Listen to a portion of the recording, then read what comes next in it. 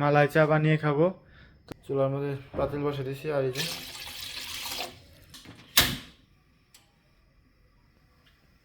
দুধের প্যাকেট নিয়েছি এনে। তো জলটা ভালো করে ফুটে গেলে তারপর দুধ দিয়ে দিব। তো বন্ধুরা, এদিকে জল ফুটতে থাকে, এদিকে চা পাতিটা বাই করে নেই, তবে মিস্ত্রির ভিতরে আছে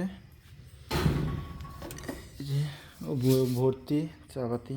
তো আমাদের জলটা ফুটে গিয়েছে, এই যে টকবক করছে। এখন গুঁড়া দুধগুলো দিয়ে, তখন দুধটা হালকা ফুটে গিয়েছে। এখন দুধের মধ্যে 2 চামচ চিনি দিয়ে দিব।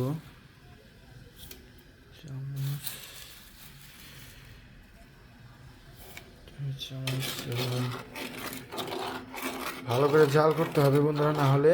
তো আমাদের দুধ পুরোপুরি জাল হয়ে গেছে, এই যে টকবক করছে। এর মধ্যে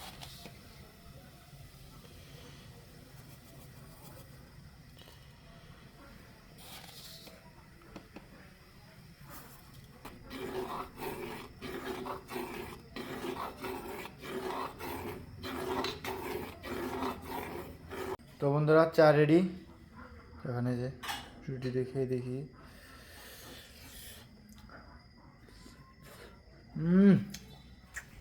হেভি গেছে।